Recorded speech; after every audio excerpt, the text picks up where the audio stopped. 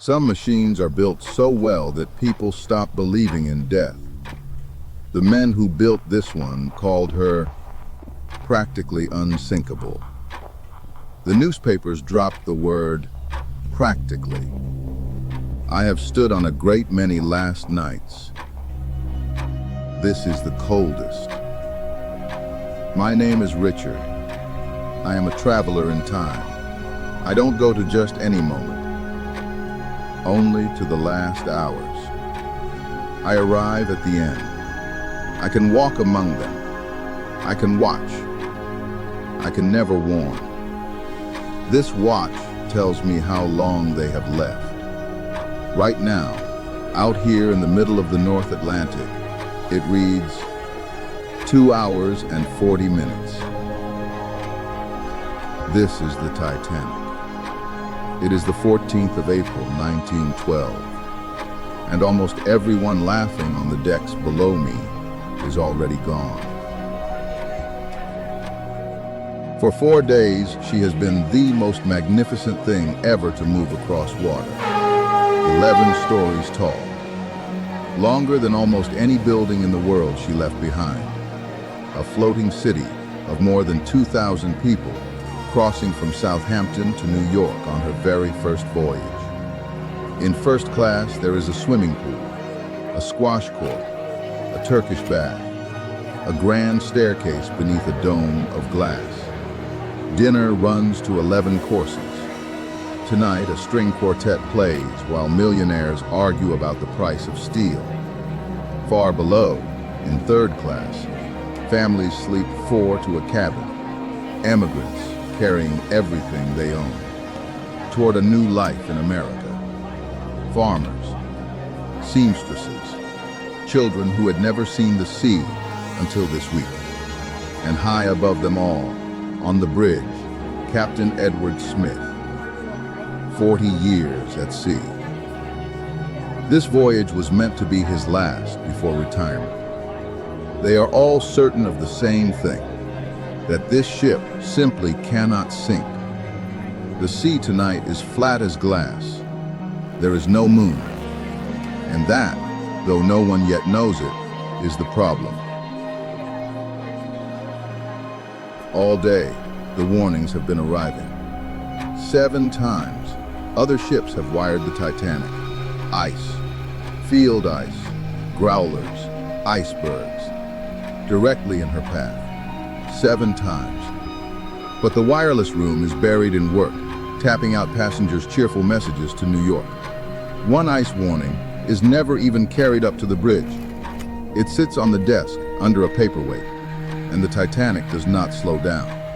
She is running at 22 knots, near her very top speed, straight into a known field of ice, because she has a schedule to keep, because she is unsinkable. A calm, moonless sea sounds like a gift, but a flat sea means no waves breaking white at the foot of the icebergs, no line of foam to give them away. And the 2 lookouts, high in the crow's nest, have no binoculars at all. They were misplaced back in Southampton, so they stare into a wall of black at 22 knots, searching for black ice on black water. The body knows before the mind does. And at 11:40 that night, the mind runs out of time. Iceberg, right ahead, sloughing in the redlands of banking bows was planet. Fangly headgear is turning the street in a wild tumble. Long cracks by their film and sleep, oi schmeller, reist out all the wire bond return, all the tears deller math and Euler a taste. For 37 seconds, the Titanic tries to turn. She almost makes it. The iceberg does not strike the bow head-on. It grazes down her side, a long, almost gentle scrape. Most passengers barely feel it. Some think a wave has nudged the ship. In the smoking room, a man jokes that they should go out on deck and gather the ice for their whiskey. But below the waterline, in the dark, the ice has opened her up. Not one great gash, a line of thin wounds running along 300 feet of her hull. It is enough. 6 of her watertight compartments begin to flood. She was built to survive 4 flooding, not 6. Water is already climbing the stairs of the mailroom, and a man named Thomas Andrews, the man who designed her, is about to do the arithmetic no one wants to hear.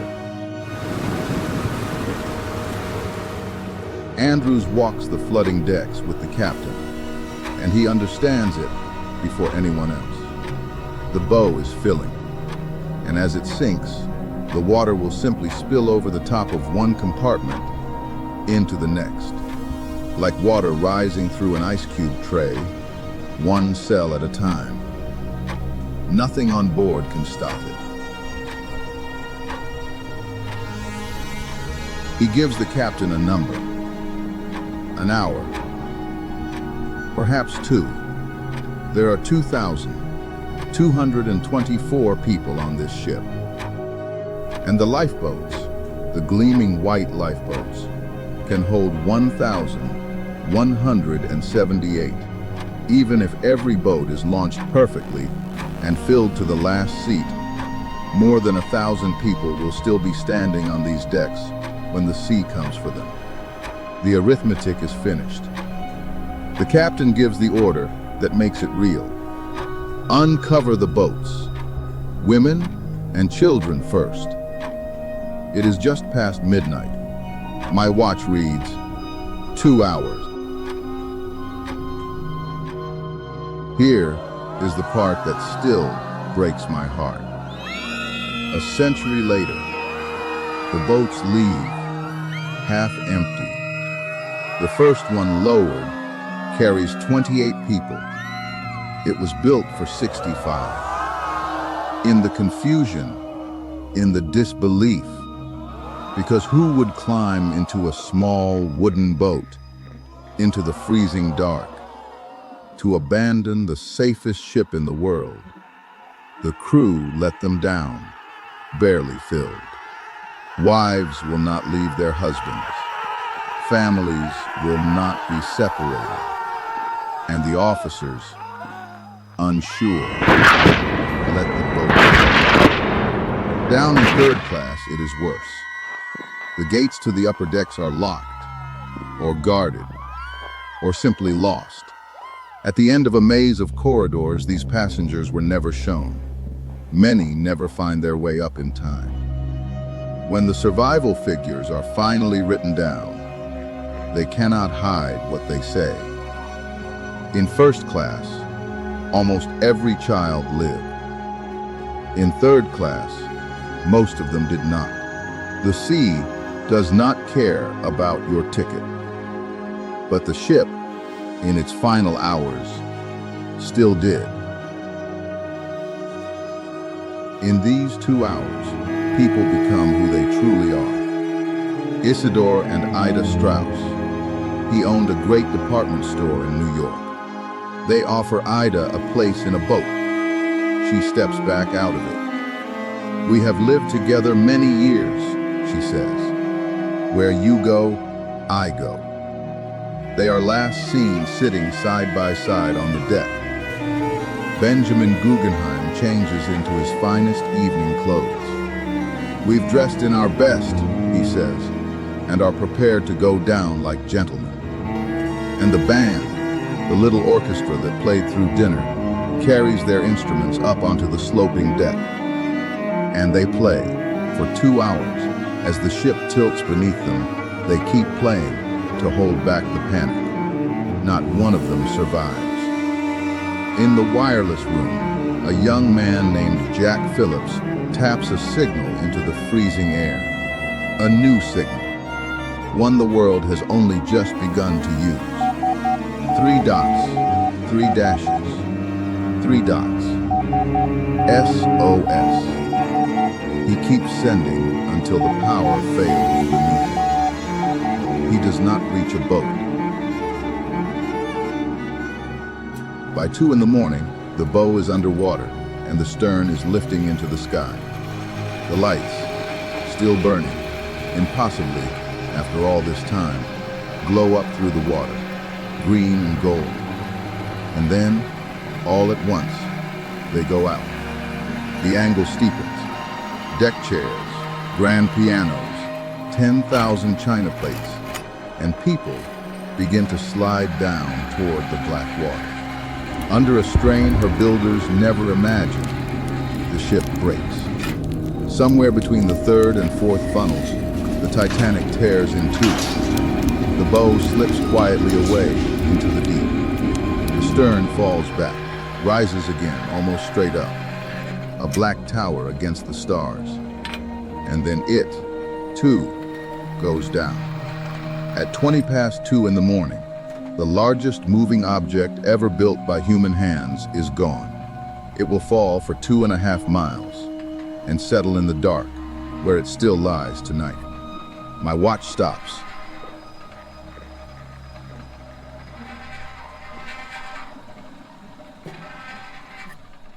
The ship is the famous part. But the ship is not where most of them died. 1,500 people are now in the water. The Atlantic tonight is below freezing, cold enough to kill a strong man in 15 minutes. They are wearing lifebelts, so they do not sink. They float, and they cry out, a great single sound, 1,000 voices at once, rising off the black water. 20 lifeboats are floating nearby, most of them half empty. Room out there on the sea for hundreds more. Only one boat turns back. The rest are afraid of being swamped, of being pulled under, of the sheer number of hands that will reach for them. So they hold a little distance off, and they wait, and they listen. And slowly, over the next half hour, that great sound thins and quiets and stops. That silence is the loudest thing I have ever heard.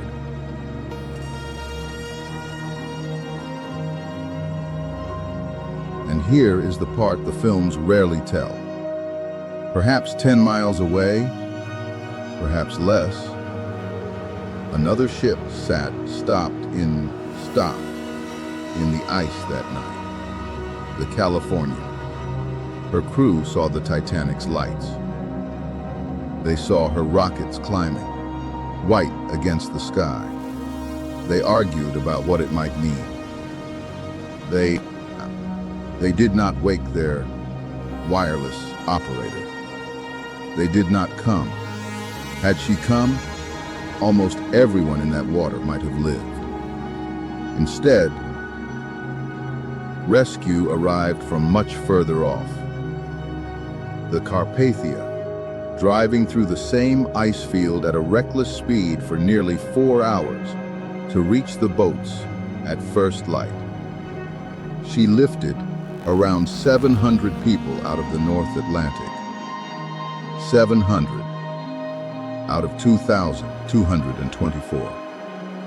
Those 700 are why the world changed. After that night, the law finally required a lifeboat seat for every soul on board. A permanent ice patrol was set out across the North Atlantic, and it is still watching tonight because of them. I am in one of the boats now, number 13. Beside me, a woman holds a child who will not stop shivering, and an old man stares at the place where the ship used to be, as if it might still come back.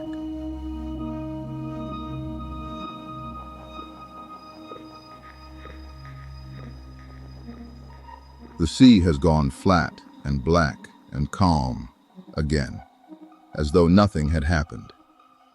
Above us, more stars than I have ever seen, and on the horizon, the first faint lights of the Carpathia are beginning to show. I cannot change any of this. I never can. That is not the journey I am allowed. I only get to sit here in the cold and remember them. Not as a headline, not as a number, but as people. Bankers and farmers. A band that played to the very end. A husband and wife who would not be parted. Somewhere tonight, another confident, brilliant, unsinkable thing is being built. And its last hours are already being counted.